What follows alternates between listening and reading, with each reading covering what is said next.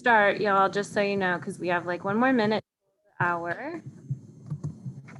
So we're now recording, and I'm just going to let folks file in, and I'll make some announcements. Sounds good.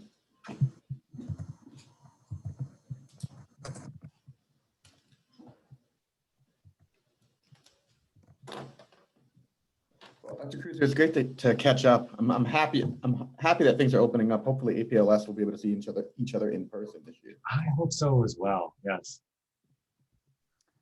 Okay, everybody, I'm just going to start making our announcements. Greetings, everyone. My name is Rachel Hasna, and I am with UNM's Division for Community Behavioral Health. Welcome to our Law and Mental Health didactic series.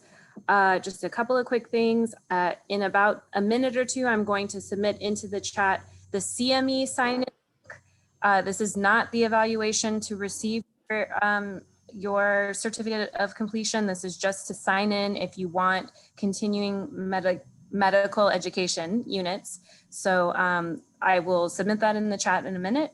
And then in the last 5 minutes of the lecture, we will submit an evaluation. You'll fill out that evaluation, and that'll get you to your certificate for APA or Counseling Therapy Board and certificate of completion, as well as the CMEs. So that'll be in the last 5 minutes of the lecture. You need to be on the full hour in order to qualify for the CEUs. We will be recording. We will share the recording link as well as the PowerPoint. And if you have any questions for myself or for the lecturer, you can submit them in the Q&A, and we will help you out. With that, I'll hand it over to James. Thank you, Rachel. So, hi, everybody. I'm James Fairfax Colombo. I am a forensic psychologist here at University of New Mexico. I'm an assistant professor in the Department of Psychiatry and Behavioral Sciences, and I also direct our postdoctoral fellowship. And we should have an updated website and brochure for you sometime over the summer months. I want to welcome everybody to our Law and Mental Health series. So this is a collaboration between the Department of Psychiatry and Behavioral Sciences at UNM and also the New Mexico Behavioral Health Services Division. We're very glad to have you join us here today. I want to remind you quickly about next week. So next week, we're going to have Dr. Michael Lamb speaking on developmentally appropriate forensic interviews. I also wanted to do a quick announcement. So starting in September, so I believe the first lecture that this will apply to will be September 7th. But we will be moving the series up 1 hour to 11 o'clock a.m. Mountain Time. So we will be moving the series up for an hour, and that's how it will be for that training year. So again, 11 o'clock, it'll remain on Tuesdays, and it'll remain on Zoom via Zoom. So the only thing that's changing is it's moving up an hour. We're hoping that allows more people to come, and it sort of helps coordinate time zones a little bit better and sort of gets closer to lunchtime, particularly for East Coast people. As always, we will have our links and everything, for anybody who can't make it live. Next for our talk today, and if anybody has questions about that, please feel free to email me. So next for our talk today, any questions that you have, please feel free to put them in the question and answer box anytime you feel comfortable, but just note that we're probably not going to get to them until the end. We're going to try to get to as many of your questions as possible. Now, technically, the series ends at 1 o'clock Mountain Standard Time. Dr. Cruz can remain on for maybe an extra 5 minutes afterwards to answer questions, but we will have to end right around 1 o'clock or 1:05 today. We're going to try to get to as many of your questions as possible, but just note that sometimes we won't be able to answer everybody's questions. For those of you who want the CEUs, you do have to stay on for the full hour, but we know that time is tight for many people. So once 1 o'clock hits, if you need to leave, totally fine to leave. And I'll let you know exactly when the hour has passed. So without further ado, I want to introduce Dr. Keith Cruz.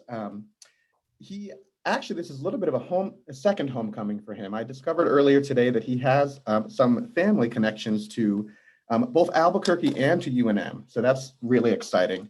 To give you a little bit of an overview of his career, he's a professor and director of clinical training in the Department of Psychology at Fordham University. He's also the co-director for the Center for Trauma Recovery and Juvenile Justice, which is a technical assistance center affiliated with the National Child Traumatic Stress Network. He holds a Ph.D. in clinical psychology from the University of North Texas and a Master's of Legal Studies degree from the University of Nebraska. Dr. Cruz conducts research on the clinical forensic assessment of youth within the juvenile justice system. Various research projects that he has worked on have focused on developing and validating specialized risk assessment protocols, investigating the utility of mental health screening instruments with justice-involved youth, and understanding the connection between trauma exposure, trauma reactions, and delinquent behavior. Dr. Cruz's clinical forensic practice has involved providing direct care assessment and treatment services with justice-involved adolescents, conducting post-disposition assessments of risk and treatment amenability, providing expert testimony to juvenile courts, and providing technical assistance and consultation to local and state juvenile justice systems in implementing trauma-informed screening and assessment practices. He has received grant funding from National Institute of Justice, from OJJDP, and from SAMHSA to examine the effectiveness of enhanced mental health screening for polyvictimization, trauma-informed case planning, and the impact of trauma screening on service delivery and legal outcomes for justice-involved youth. So I'll turn it over to him, and you guys are going to be in for a real treat for the next hour. Thank you so much, James. And it's a real pleasure to be here. I've been unable, I was commenting, I've been unable to attend this series because of a standing conflict, but I've been a big advocate and supporter of this series and glad it's being available as a resource. Thank you, James, for kind of going over that bio information. The only other thing that I would just say about that is, you know, a lot of the research findings that I'm going to be presenting today, you know, are going to be coming from work that is currently being done out of my research lab. But, you know, infused throughout my thinking and my discussion is the fact that I try to apply this work in actual forensic assessments and practice and consultation as well. So hopefully the content today is going to be a good mix of some current and important research findings. And I'll be giving you a bit of a flair of how I tend to think about this in terms of applications in working with adolescents in a forensic context. In terms of the information presented in this presentation, I've got no financial, relationships to disclose, et cetera. And here's basically what we're going to try to accomplish today. I'd like to spend some time updating you all on the prevalence of traumatic event exposure and trauma reactions in justice-involved adolescents. And I'll spend a little bit of time talking about some common trauma screening tools that are being utilized by juvenile justice professionals as well. I'll spend the middle part of the presentation looking at the evidence base, or what you might see as sort of like the limited evidence base for integrating traumatic event exposures and current trauma reactions into adolescent risk needs assessments via the Risk-Need-Responsivity model. And then finally, spend a little bit of time addressing sort of some current information on evidence, or the evidence base regarding the impact and utility of trauma-specific treatments when they're delivered to justice-involved adolescents. But in doing a presentation like this, I always kind of start with this figure, and I refer to it as kind of unpacking trauma. Trauma is a term that, you know, even in our, in our multi-pandemic verse that we've been living in, et cetera, it's a term that gets thrown around a lot in common conversations as well. But I always think, you know, from a professional perspective, we really need to think about unpacking trauma into its various components. For many of us who know, like, the diagnosis of PTSD, for example, is very heterogeneous. It includes a lot of different symptoms and reactions, and therefore it likely contributes to some of the co-occurring and comorbidities that we find with other mental health disorders.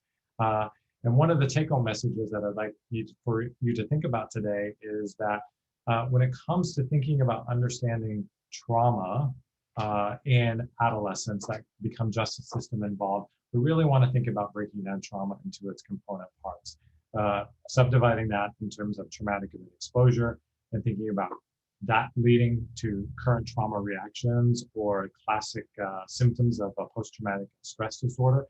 And then, of course, thinking about the varying types of functional impairments that can occur along with that. I'll be speaking a little bit today about two other terms that have recently hit the research community, and that's polyvictimization and complex trauma. When I'm speaking to justice system professionals in particular, I describe trauma as being a big house. It's a big house with lots of different rooms, and these rooms are connected through doorways and hallways, et cetera. And part of our job as evaluators or professionals is to think about those varying relationships and how those can occur for individual youth. But let's just jump right into this in terms of thinking about traumatic event exposures and juvenile justice samples. It's essentially a little bit of information around what we know. Well, recent data, if anyone has been working with adolescents in the juvenile justice system in particular, this is just going to confirm what you know from your day-to-day practice. History of exposure to at least one potential traumatic event is almost universal among justice-involved adolescents, particularly justice-involved adolescents that are currently detained. The types of endorsed traumatic event exposures are actually pretty comparable across male and female adolescents, with the exception of exposure to family violence and sexual victimization, where many studies will proportionally find many more girls reporting those types of traumatic events relative to boys.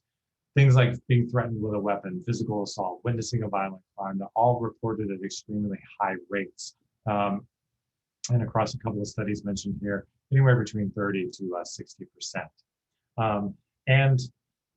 This figure depicts information about lifetime traumatic event exposure from the NCTSN, and that's the National Child Traumatic Stress Network, a core data set.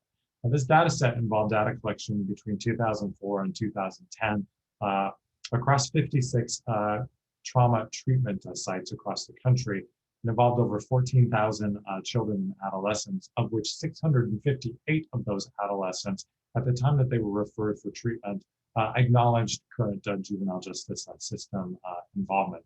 And so this figure really represents the endorsements of traumatic event exposures reported by this juvenile justice involved subsample.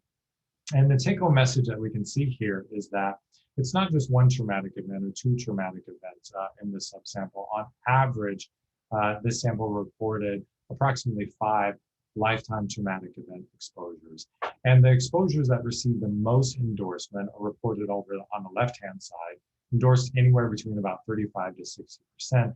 And they tended to be interpersonal traumatic event exposures. Things like experiencing a trauma loss or separation, domestic violence exposure, emotional abuse, physical abuse, and community violence were the top endorsed traumatic event exposures. And with this finding of that it's pretty common for justice-involved adolescents to report exposure to multiple types of traumatic events, has been referred to in the literature, and this was started by, I think I can confidently originally link this to the work of Finkelhor and colleagues, and this is this term polyvictimization. This is this idea that among trauma-exposed youth, that there's a subgroup that will acknowledge exposure to multiple types of victimization experiences. And this could include things like that are listed on the right hand of the slide: community violence exposure, physical abuse, trauma loss, emotional abuse, etc. And what's critical about this idea around polyvictimization is that it's essentially ignoring information about the frequency or severity of individual types, and is simply representing the breadth of the breadth of different types of traumatic event exposures experienced. And many people are probably also familiar with ACEs, adverse childhood experiences. And there has been a bulk of studies that have really been emerging in the professional literature tracking ACEs among justice-involved adolescents. And so, of course, the original 10 ACEs referred to things like exposure to various forms of abuse, many of them that would be considered classic traumatic event exposures. But ACEs also includes other familial adversities like caregiver mental health problems, caregiver substance use problems, having a caregiver involved in the criminal justice system in the form of being either jailed or in prison. And community studies of ACEs have supported essentially a dose response association with linkages between ACEs and a multitude of physical, medical, and mental health problems.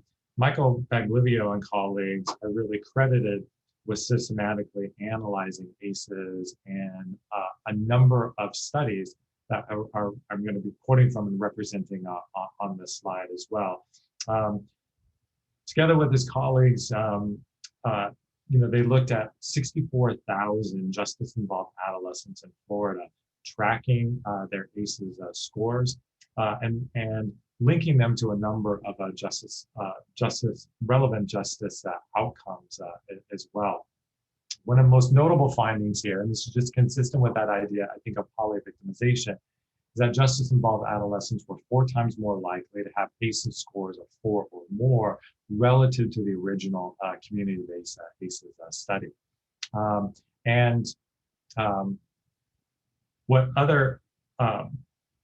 What other studies have really found, and this was really summarized very nicely in a piece in the Juvenile Justice Update by Baglivio, just recently published in the last quarter, and a systematic literature review by Graff and colleagues, is that studies of justice-involved adolescents over the past 2 decades have linked ACEs to increased suicide ideation, increased gang involvement, higher rates of self-reported offending.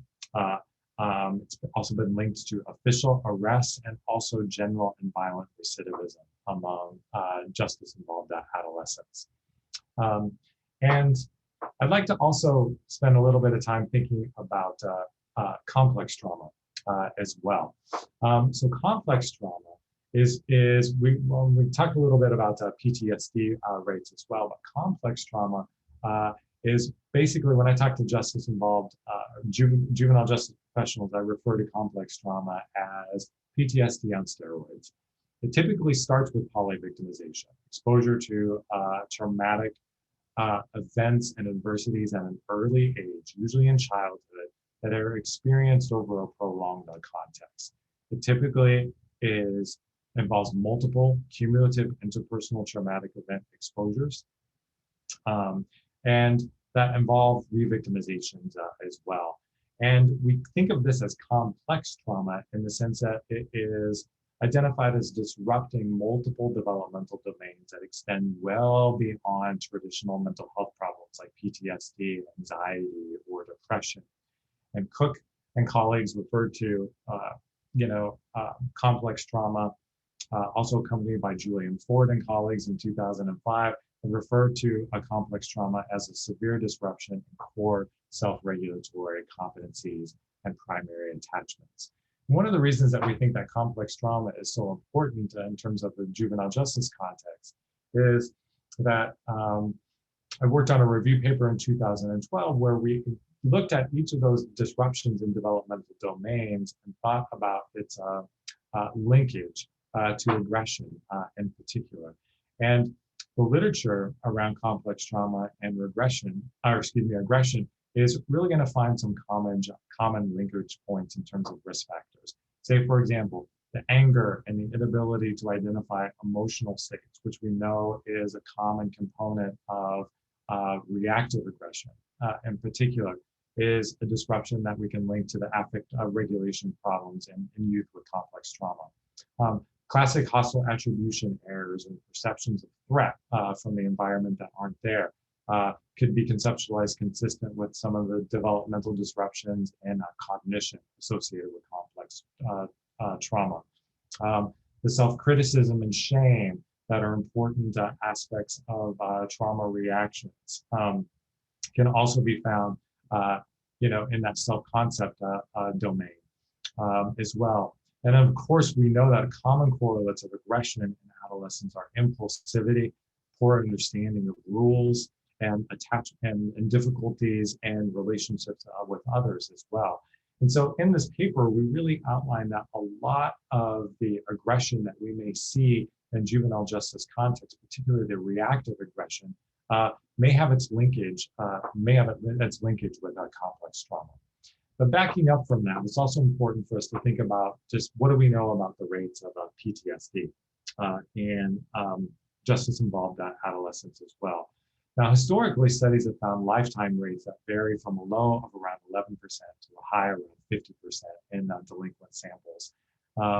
And that is in relation to, findings of about, lifetime rates of between 6 to about 8% in community samples.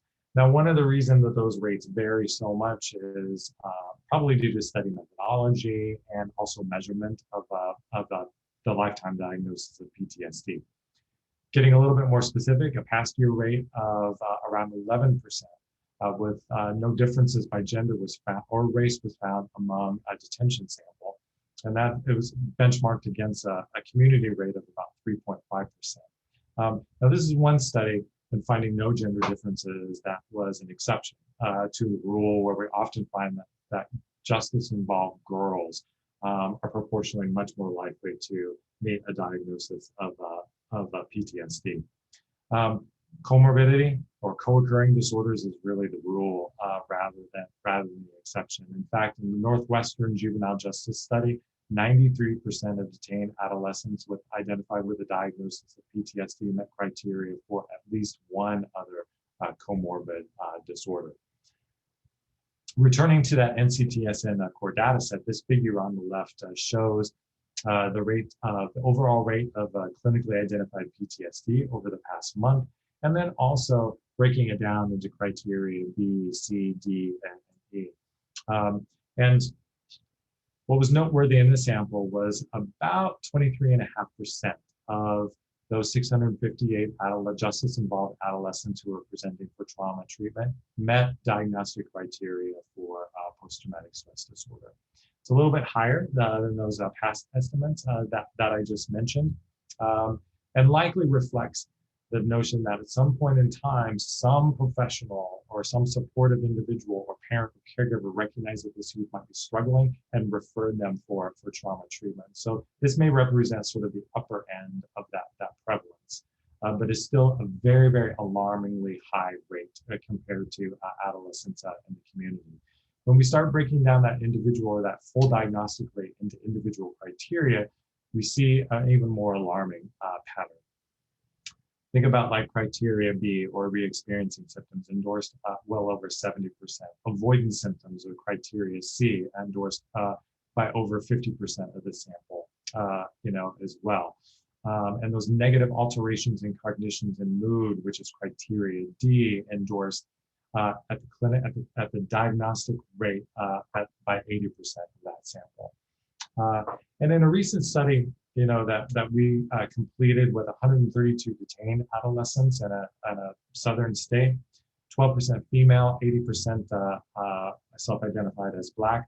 We found a 23% rate of current PTSD over the past month detected using the kitty stats, trauma screening and PTSD module. And what I'd really like to point out is that there's a great study that was just published in 2021, which was essentially a systematic meta-analysis. It actually reviewed 47 studies from 19 countries. And these studies were published between January 1966 through October 2019. That looked at the prevalence of mental health disorders in justice-involved samples, including PTSD. Now, these authors used a random effects meta-analysis to calculate the pooled prevalence of each disorder, and also examined the heterogeneity. And so there were 21 studies reported in this meta-analysis that reported PTSD diagnostic rates across over 16,000 detained adolescents. And they found a pooled estimate of 8.6% for males and 18.2% for females. And what you can see, though, is that there was a wide heterogeneity, both for males and females, across these studies as well. And in fact, gender was a significant predictor to the heterogeneity found. But really, one of the take-home messages here is just what I noted before, is that studies tend to find high rates of PTSD across both genders, and even substantially higher rates of PTSD for girls relative to justice-involved boys. Now, what is all of this research contributed to? A greater reckoning and recognition of the impact of traumatic event exposures and trauma reactions reactions on justice-involved adolescents. And so the National Child Traumatic Stress Network, in 2017, released what they referred to as the essential elements of a trauma-informed juvenile justice system. In fact, they identified the same 8 essential elements, and the website, if you want to go take a look at this document, is referenced here on the slide. And it includes things like, the extent that a system has trauma-informed policies and procedures, universal screening, and access to follow-up trauma assessments for those who are screened in is another important element. Availability of trauma-informed programming and staff education and training. Trauma-informed partnering with youth and families who intersect the system. And then, of course, cross-system collaboration. These were all a number of the elements. Now, I would say that these are some aspirational elements, but they really do provide a benchmark for any system in its efforts to become more trauma-informed, primarily as one way of responding to this greater recognition of the high rates of traumatic event exposures and active trauma reactions of youth that become involved in the system. And I'm not going to spend a lot of time here just for the sake of time, but I did want to provide access to and just a quick review of a number of different screening tools that are currently being utilized in the juvenile justice system. And I won't spend much time talking about them here, other than to point out that the field does have a number of screening tools that are available. These are primarily integrated and utilized by juvenile justice professionals at the point of a system intake. And these tools range in length and breadth in terms of some of them, like the MAISY-2 traumatic experiences scale, or the dimensions of violence exposure, or the DVERS, primarily just focuses on traumatic event exposures. Other measures such as the TSERS, or the trauma-related symptoms and impairment rapid screen, focuses only on current trauma reactions, to tools like the STRESS, the Structured Trauma-Related Experiences and Symptoms Screener, and the UCLA PTSD Reaction Index for the DSM-5, which covers both traumatic event exposures and current trauma reactions. I will say that despite the availability of a number of tools identifying themselves as screens or essential or more complex as self-report measures, the actual level of evidence that we have for the creation of specific cut scores on these screening tools, including the ones that I mentioned here, are really rather limited in terms of scope. And so I've been involved in some of this work as well, but I think it's important to acknowledge that despite the uptake of trauma screening as being recognized by the NCTSN as being essentially an essential element of a trauma-informed juvenile justice system, and uptake by many juvenile justice systems and adding trauma screening into their intake of procedures. The field currently does not have a depth of guidance around specific cut scores in terms of identifying what youth need to be referred for more comprehensive trauma assessment. Now, I do want to point out that despite our knowledge that has been generated around this dose-response relationship between ACEs, or adverse childhood experiences, and juvenile justice outcomes, a recent study published in the journal Preventive Medicine in 2020 has identified strong concerns about using ACEs as an individual screen. In fact, the authors of this study indicated that, essentially, and I'll quote them, that inferences about an individual's risk for health or social problems should not be made based on an ACE score, and that there's no arbitrary ACE score or range of scores that are currently validated or to be used as a designated cut score for individual level decision making, or to indicate an individual's risk for health outcomes. Now, I would say that we've learned an awful lot about ACEs, or adverse childhood experiences, on the aggregate level, in many of the studies that I just mentioned. And then I'll be expanding on that in a moment. But based on this 2020 article that has been echoed by others, currently do not recommend that the ACEs be utilized as an individual trauma screen. And for those of us that were familiar with the ACEs, most of the time we're really thinking about trauma screening as being linked into some concerns around active trauma reactions, those active symptoms of PTSD.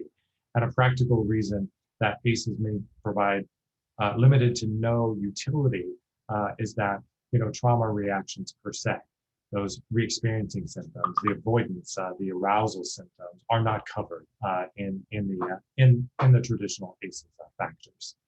But now I want to switch, to the point of really thinking about how it is that we want to be thinking about trying to unpack this association between trauma and risk for delinquent behavior. It's also become very common in juvenile justice settings for systems and tools to adopt the use of structured risk needs assessments. But I think an open question is the extent to which these tools can be considered, trauma informed or trauma responsive. So we can take, for example, the structured assessment of violence risk in youth has only 2 items addressing exposure to violence in the home and childhood history of maltreatment.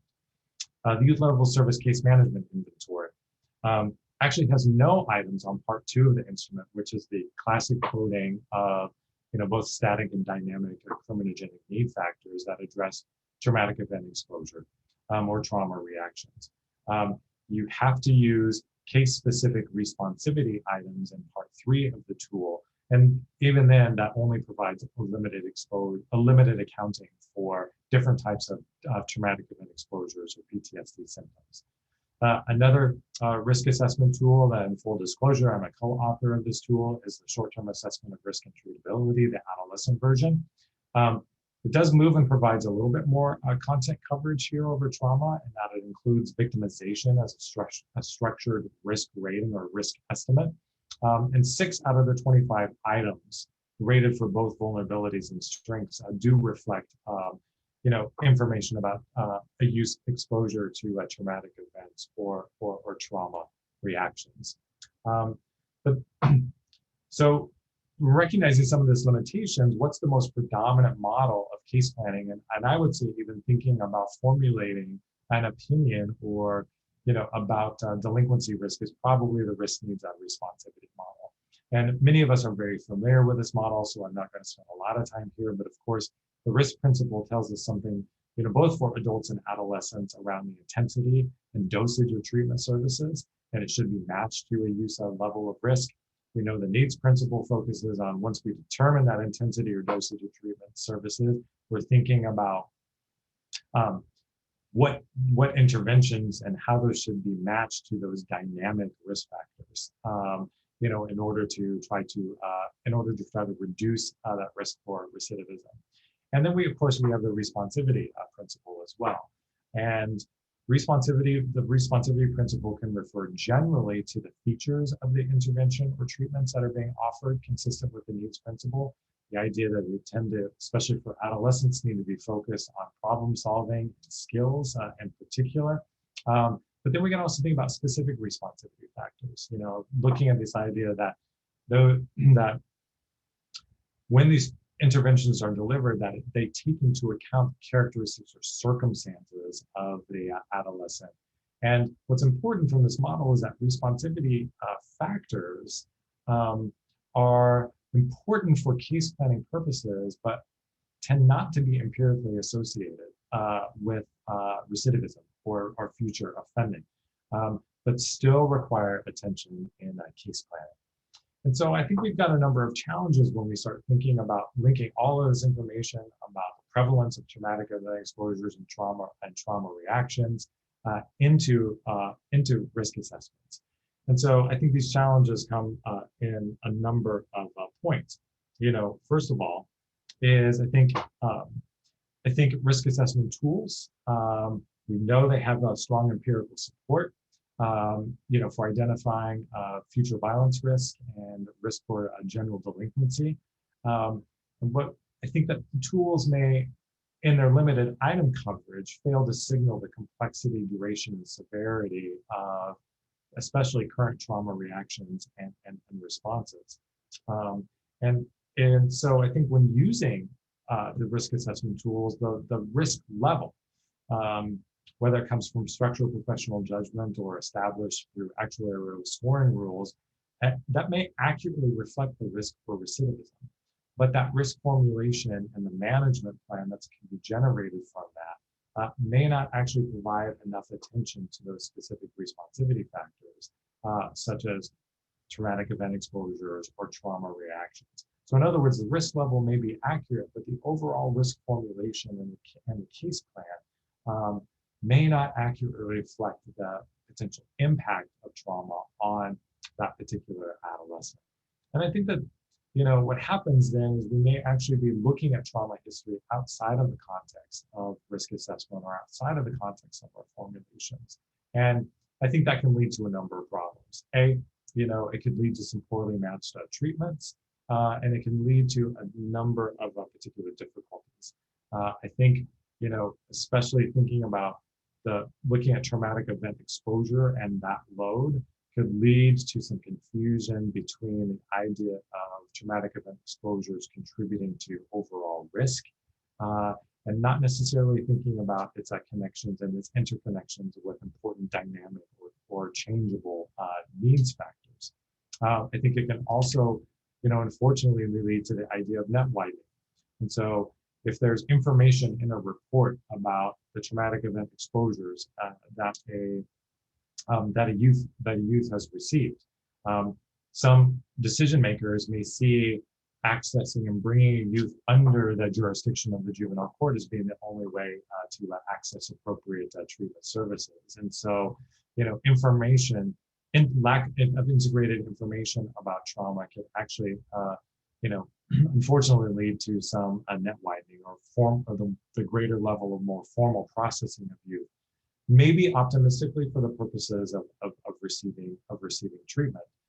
But of course, we know that, the deeper that youth penetrate into the system, the more challenges that can lead for them developmentally, psychosocially, and also in terms of the creation of additional mental health problems and further system involvement. I also think we have some concerns about bootstrapping here. This is when the idea is that the failure to integrate information about trauma as a specific responsivity factor into the overall risk formulation could lead to inferences being generated. Say, for example, if the types of traumatic event exposures that are being described either in the risk assessment or in the use history that is not fully articulated in terms of an understanding of the current impact. Readers or consumers of those reports may tend to fill in the blanks on their own and start to infer linkage points between that limited history of traumatic event exposure and either current mental health functioning or delinquency risk as well.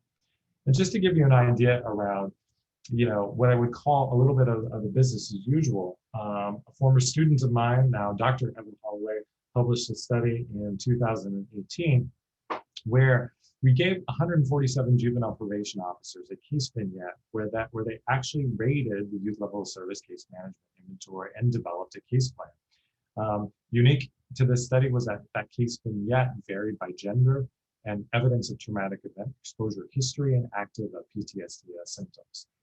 Now, it's become common in studies to look at how well do either mental health professionals or juvenile justice professionals take moderate and high criminogenic needs on the YLS CMI as a risk needs assessment tool, and how well do they match that to appropriate services on the case plan. Now, a really important finding from this study was that there was a 60% overall needs case plan match, which was really, I think, one of the highest that's been reported, in these studies overall. And when the state where this study was conducted, I think, even though I have described this as representing the status quo, this is a true testament to the level of attention and detail that the state juvenile justice system has gone to appropriately train juvenile probation officers and get their use of risk needs assessment to a high level of fidelity.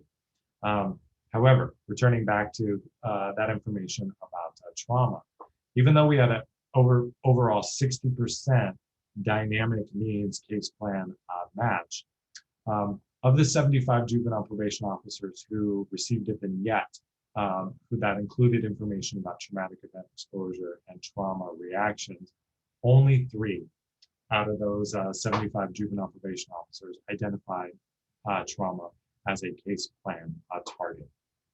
And so this, I think, really, demonstrates the need to think about careful integration, but also to really think about what might look different once a system starts to universally screen for traumatic event exposure and current trauma reactions. Now, a more recent study published in 2019 by Batopoulos and colleagues, took this a little bit of a step further in thinking about that intersection between trauma, recidivism risk factors, and reoffending as well. So these adolescents, 100 adolescents, were evaluated at a juvenile justice court clinic in a large urban city in Canada, and were assessed on a multitude of factors, including post-traumatic stress, including criminogenic needs and overall risk through the YLS-CMI. Authors in the study also rated different forms of childhood adversity that's really comparable to a comparable ACEs metric, and also specifically isolated on maltreatment as well. And so what they wanted to do, they wanted to look at the associations and then the potential predictive utility of criminogenic needs identified from the YLS, post-traumatic stress identified from the PTSD problem scale on the youth self-report, or more commonly known as a CBCL, and then also these metrics of childhood adversity and maltreatment. They utilize a matched sample by gender, and then followed these adolescents for 2 years to look at the impact on recidivism.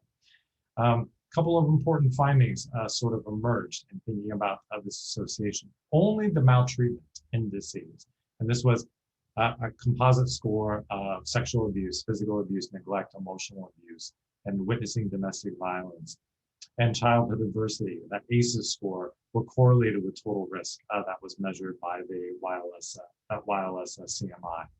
And in looking at predictors of recidivism, only maltreatment was a significant predictor of recidivism 2 years post-assessment in a model that included criminogenic needs.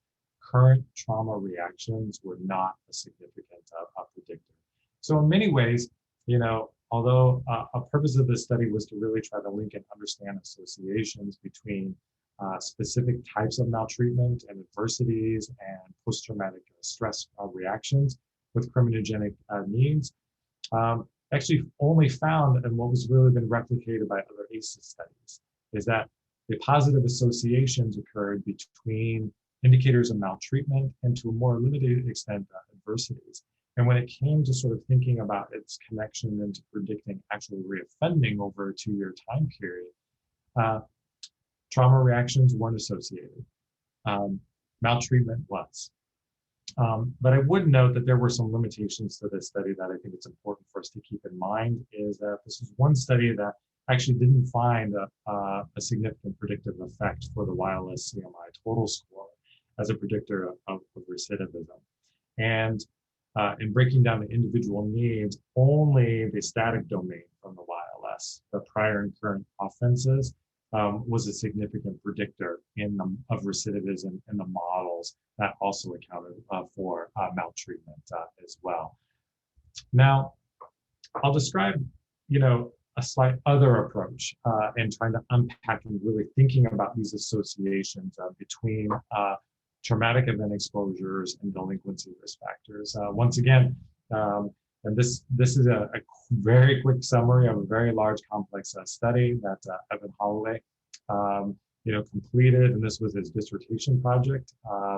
And it was a latent class analysis then involving a sample of 324 detained adolescents who completed the SAVORY or were rated on the SAVORY, and also completed the STREPS, the structured trauma related experiences and symptom screen, at the point of a juvenile detention intake.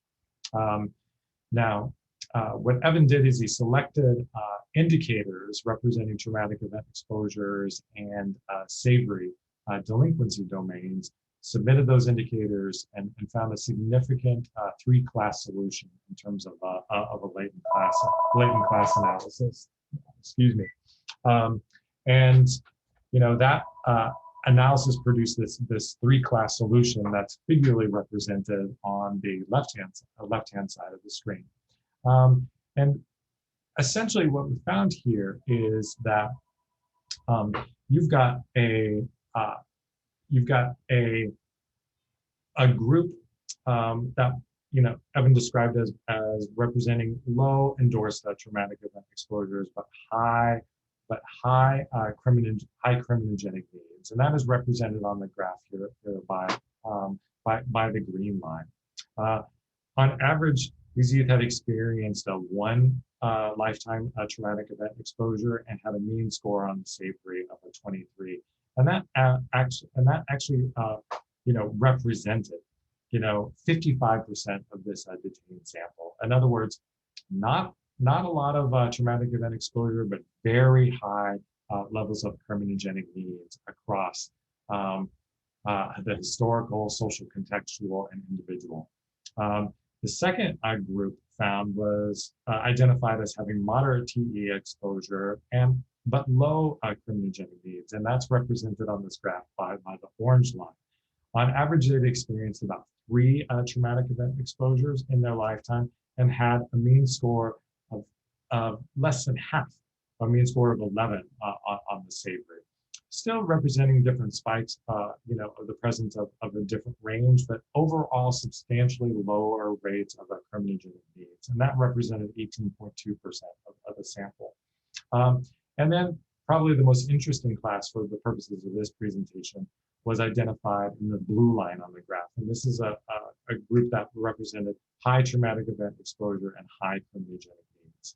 On average, youth in this class had indicated on average 6 different types of traumatic event exposures across their lifetime and had a comparable savory score to the first group that I mentioned, that group with high criminogenic needs as well. And this represented 26% of the sample. So what does this represent sort of overall is that, if we take a sample of detained youth, knowing is what we see here is that a subsample, around 26%, are going to reflect essentially a pattern of polyvictimization and showing high criminogenic needs. They're going to be producing moderate, or they'll look at either be rated as moderate or high risk on the savory, and also have a very high rate of traumatic event exposures. If we just look at their savory scores, they're almost indistinguishable from the group that were high criminogenic needs and low TE needs as well. So I think the big take-home message is that there's a subset of adolescents, that truly addressing their delinquency risk is going to be better informed by taking into account their history of traumatic event exposures. And that in a detained sample, that could represent well over 1/4 of detained adolescents. And just to reflect that idea of treatment needs, what we also found is that class membership was associated with PTSD symptom severity as well in the expected direction. Now, and so this is really has pushed me to sort of be thinking about sort of further trying to unpack and understand this intersection between trauma and delinquency risk vis-a-vis the risk-need-responsivity model. And I think the various predictions reflecting this complexity I've got represented here. Now first prediction that we can make based on what we classically think about the R&R model is that higher rates of criminogenic needs will be positively associated and predict recidivism. We could think about that as reflecting the risk principle. Now, the fact that trauma reactions, i.e. PTSD symptom severity, has not emerged as a significant predictor of reoffending risk, think of the Adolescents study that I just mentioned, is consistent with that idea of trauma reactions as not being a criminogenic need, and probably best aligned, conceptually in the model as a responsivity factor. However, I think it's also important to recognize that trauma reactions as a responsivity factor potentially could moderate the effect of criminogenic risk factors on offending outcomes. In other words, trauma reactions, when present, can aggravate the association between specific criminogenic needs and reoffending. And then, of course, where do those trauma reactions come from?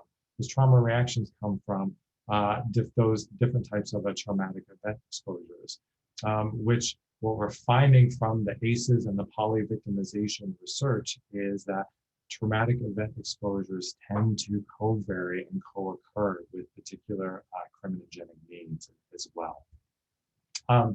This has led me to focus on really thinking about trying to create a decision-making process for juvenile justice professionals as a way to try to integrate information from the risk needs assessment to trauma screening and other mental health screening as well. And so I've referred to this as the trauma-informed decision protocol. And it's a 9-step decision-making framework that integrates results from a risk needs assessment, a trauma screen, and a mental health screen. The underlying conceptual framework for this is the Risk-Need-Responsivity model. And what we hope from this is that it will involve sort of a deeper integration and consideration of trauma-specific information as a specific responsivity factor, and looking at its impact on criminogenic needs with a focus on enhancing trauma-informed or trauma-responsive case plans. So I won't go over this in detail just for the sake of time, but this does provide sort of a review of the 9 steps and the sources of information that contributes to the trauma-informed decision protocol. And I will point you to where I consider to be the action on the TIDP is step number 5. And that's where a professional looks at the criminogenic needs that are rated as moderate or high, the different sorts of traumatic event exposures and trauma reactions that have been emerged from the intake or from screening, and rates the level of concern as low, moderate, or high, to the extent, for example, that this use history of physical abuse is having an impact on their substance use difficulties, or this use endorsement of re-experiencing symptoms is having a significant impact in terms of level of concern as low, moderate, or high on the use rated elevations on the education employment domain, for example. And we've been piloting the implementation of the TIDP in a number of juvenile probation counties, and I just want to summarize some of our preliminary results here. What we're finding is that criminogenic needs that have been rated on the TIDP as being most impacted by traumatic event exposures include personality behavior, peer relations, and substance use. What we've also found, from this work is that combination of particular TEs, emotional abuse, family violence exposure, and specific trauma reactions, including avoidance and negative alterations in cognition and mood, and also arousal. Looking across the criminogenic needs, these specific TEs and TRs are consistently showing the highest level of concern ratings by juvenile probation officers through this decision-making process.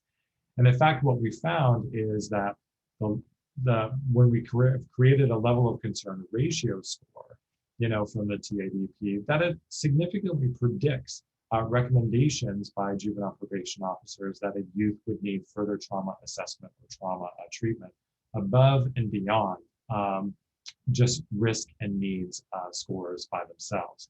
And some of our preliminary work is also showing that 2 juvenile probation offices in 2 separate counties, after implementing the TIDP at probation intake, this resulted in 2 to 3 times greater numbers of case plans that included a recommendation for trauma services compared to case plans done prior to the implementation of the TIDP. So what we're finding, I think, from the TIDP is that it's helping to provide a structured decision, set of decision rules to think about the potential impact of traumatic event exposures and trauma reactions on specific criminogenic needs. It's providing an avenue then for juvenile justice professionals to be thinking about its connection to specific case plan targets as well, with the intended positive effect of creating more trauma responsive or trauma informed case plans. We're currently expanding the implementation of the TIDP in a number of juvenile probation intake offices in a large northeastern state. And then we will also be, of course, examining the impact of the implementation of the TIDP, not only on accessing services, but eventually on outcomes, probation outcomes, and also recidivism as well. So, recognizing just the time here, I do think it's important to comment on some information of what we know or don't know about the impact of trauma-specific treatment. So Roden and colleagues in 2019 gave us a nice systematic literature review of 16 studies looking at a range of different, evidence-based, trauma-specific treatments and their implementation in justice. And their implementation in juvenile justice samples. The major take-home from this study was that the actual level of research evidence that we have is pretty limited. Only 16 studies met the inclusion criteria for review. But the vast majority of studies consistently found that justice-involved adolescents that participate in trauma-specific interventions, this included things like at EMDR, trauma-focused cognitive behavioral therapy, a specific CBT intervention known as Target Trauma Affect Regulation, a guide for education and treatment, that justice-involved adolescents who participate in these treatments do find significant reductions in PTSD symptoms post-intervention. But a big limitation is that we actually do not have specific research and information linking these treatment impacts on reductions in externalizing behaviors. And in fact, the impact on recidivism or arrest rates is literally unknown. So I want to leave just with a couple of take-home messages and a couple of questions for you to consider. In my practice, based on research and the work that we're doing in the lab, and in terms of the way that I think about its application within case management and assessments, I think it's important to recognize that traumatic event exposures and trauma reactions do share an association with delinquency risk factors and recidivism risk. Therefore, this association is present, but I tend to think that traumatic event exposures and trauma reactions don't rise, of course, to the level of excusing delinquent behavior, but for some adolescents, it can help us to explain their delinquent behavior. I think vis-a-vis the connection with the R&R model, the bulk of the research is going to suggest that traumatic event exposures and trauma reactions likely best considered as specific responsivity factors that should be taken into account. With further research finding associations between specific TEEs, for example, or ACEs factors, may actually be moving and helping us to understand that for some youth, that level of traumatic event exposure may actually be operating more consistent with a known criminogenic need. Of course, the challenge here is for us to consider what specific traumatic event exposures and what specific trauma reactions are driving or moderating that association between criminogenic needs and overall delinquency risk. And then it's important for us to really think about what functional behavioral difficulties are likely to occur given the presence of different patterns of traumatic event exposure load and active trauma reactions. And ultimately, by linking case planning consistent with the R&R model to the information about trauma-specific treatments, research is yet to establish a specific buffering effect, or knowledge that trauma-specific treatment services, even though that we know it can reduce trauma symptoms and may also enhance self-regulation, does that gain in self-regulation actually buffer and impact specific criminogenic needs or dynamic risk factors and recidivism reduction? So I'm going to stop there, and I could hang around for a few minutes here, of course, for some questions. But I do want to provide my contact information and let you know that the references are available upon request. Well, Dr. Cruz, thank you very much for that extremely informative presentation. And this is particularly relevant for me. I feel like the impact of trauma, particularly for adolescents, is something I'm often grappling with in some of my forensic evaluations.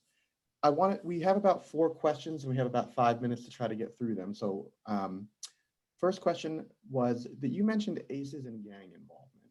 And this individual was wondering, where would those individuals who grew up in a fatherless family and maybe had a need to associate with certain groups in order to find or express masculinity in an antisocial manner, how might that sort of fit into this discussion? No, it's a fantastic question. And I think that the person who posed the question is thinking about that putative link around why ACEs is associated with gang involvement. In fact, I'm completing an evaluation right now that is a classic example of this. Now it's idiographic, right? But father died but from this adolescent when at 5 years old. Lack of any other, really a high rate of family dysfunction and disorganization. And this youth actually mentioned, it was like the gang gave me a sense of family, right? And also too is, so when we think about this, I think it's also a recognition is that understanding that ACEs and like gang involvement or increases in offending, there are different moderating or mediating or moderating mental health and environmental factors that are going to be accounting for that association. And I think, research doesn't yet point out, give us a lot of information around what those moderating factors are. But I think in the context of assessment, we do find, you will find that some of those associations that exist. And I feel like I can learn an awful lot just by being able to ask the right questions and being willing to listen to an adolescent, essentially provide their story around the different types of traumatic events and how they see it have impacted their lives as well. And that's just one example. Just to let everybody know, we are at a little after 1 o'clock. So if you can't stick around for questions, that's totally fine. This is sort of what you needed to do to get the CEU credits. Next question was, what measures assess complex trauma across multiple developmental domains? Yeah, the great example of this is there is no standalone measure. Complex trauma tends to be identified differentially, looking at different indicators that are drawn, and sometimes these are, examined statistically and empirically to form the construct of a complex trauma, or it's rationally through the identification of specific items from trauma screening tools to form a complex trauma metric. But we do not yet have a single standalone measure that would incorporate complex trauma. There's a semi-structured interview that's being field tested that you should stay on the lookout for in the literature. That is coming from a complex trauma work group from the NCTSN and others as well. And it's under the name of developmental trauma disorder, which is essentially akin to complex trauma. But stay on the lookout in the literature for that interview because I believe it may hold merit for us in the future. And we probably maybe only have time for one more question. So this question In the context of risk assessment, why is the SAVRE used versus the psychopathy checklist youth version? The SAVRE has dynamic factors, while the PCLYV accounts for static factors and true criminogenic behaviors. And then Yeah. Yeah, if you can, I'm losing track of the question a little bit, but I think you're getting the sense of what they're asking. No, I think, yeah, because I'm seeing it as well, so I think if we look at this, like the PCLYV, it's actually not a risk assessment tool, right? It's designed to provide us a dimensional score for a use level of indicators on different psychopathic traits or characteristics as well. Of course, the literature establishes that the PCLYV total score is positively associated with violent recidivism, et cetera. So we still see that classic connection there.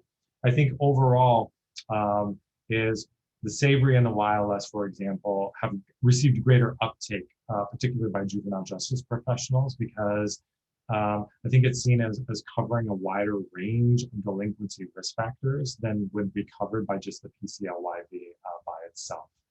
Do I think the PCLYV can be relevant? Absolutely. And I wish I had time to unpack this, but I do think that we also see among trauma-exposed youth, particularly those that might be showing some indicators of complex trauma, have been referred to in some research literature, particularly published by a colleague of mine, Patricia Carrick from the University of Utah, as acquired callousness. The sense of emotional numbing and distancing from relationships, which can emerge on like a psychopathy, a self-report, maybe even the PCLYV is looking pretty callous. But there is a subset of trauma-exposed, high traumatic event exposure adolescents that will pop on these indicators, and this may actually reflect an acquired defensive stance against further victimization and emotional numbing. Now, of course, that in and of itself is probably understandable given their traumatic event exposure history, but probably isn't very adaptive in the short term or the long term as well. So I do see that future research could help us to establish some connection between like PCLYV scores and trauma as well. And I think that emerging literature around acquired callousness and the presence of emotional numbing, which we find in some trauma-exposed adolescents, was one of those potential connections that we need to be paying attention to in the literature. Well, again, Dr. Cruz, thank you very much. Extremely thought-provoking. This is actually really going to help me with some testimony that I have coming up this week. So very, very timely for me, at least. Excellent. Unfortunately, we can't stay on any longer. This is one of the ones we have to end the overrun a little bit early. So Dr. Cruz very kindly provided his contact information. So anybody who has any other concerns or questions, Dr. Cruz, is it fine if they just reach out to you directly? That's totally fine. And again, thank you guys very much. Thank you, Dr. Cruz. We'll stay on for a couple minutes just so people can access that link if they need to. We're officially ending. Thank you so much, Keith. Thank you. I really appreciate it. Yeah, likewise. Okay, so if everybody wants to grab the link, we'll be logging off. And if you have any questions, you can always email me. Thank you so much.